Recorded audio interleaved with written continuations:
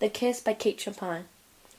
It was still quite light out of doors, but inside, with curtains drawn and smoldering fires sending out a dim, uncertain glow, the room was full of deep shadows. Brantôme sat in one of these shadows. It had overtaken him, and he did not mind. The obscurity lent him courage to keep his eyes fastened as ardently as he liked upon the girl who sat in the firelight. She was very handsome, with a certain fine, rich coloring that belongs to a healthy brune type.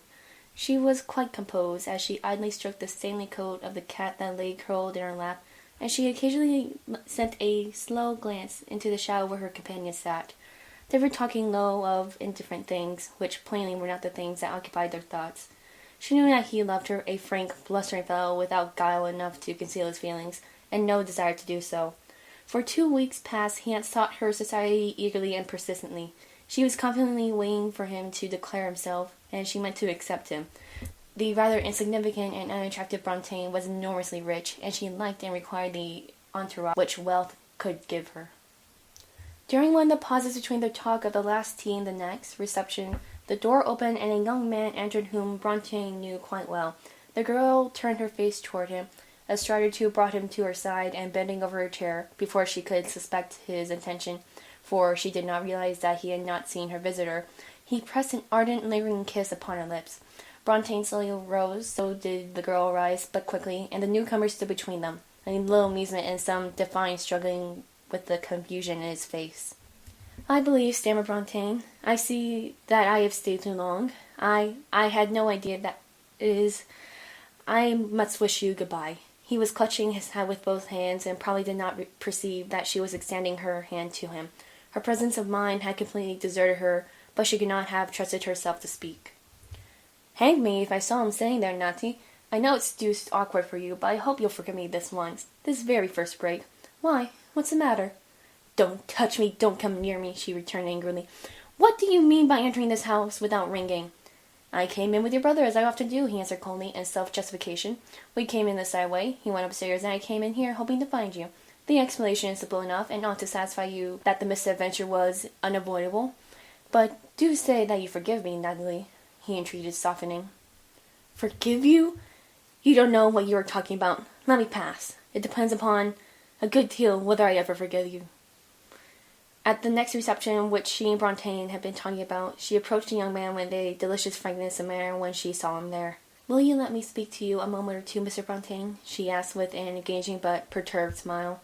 He seemed extremely unhappy, but when she took his arm and walked away with him, seeking a retired corner, a ray of hope mingled with the almost comical misery of his expression. She was apparently very outspoken.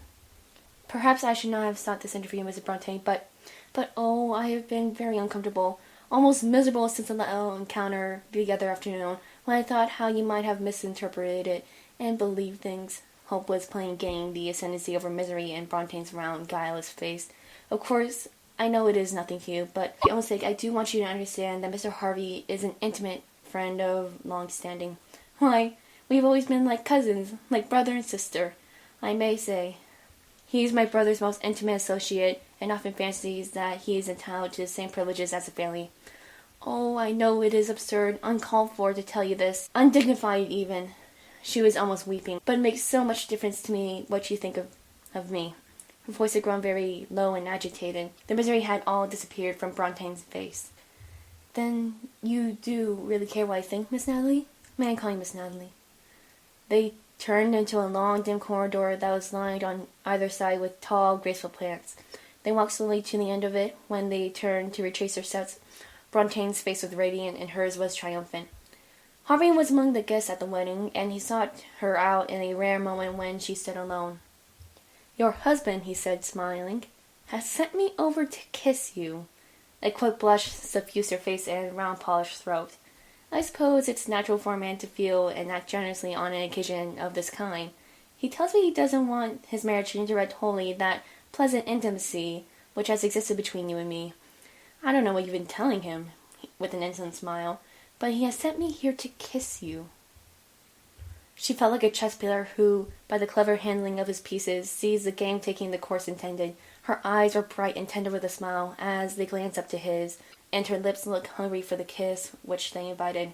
"But you know," he went on quietly, "I didn't tell him so. It would have seemed Ungrateful. But I can tell you, I've stopped kissing women. It's dangerous. Well, she had Brontena's millions left. A person can't have everything in this world, and it was a little unreasonable of her to expect it. End of The Kiss by Kate Chopin.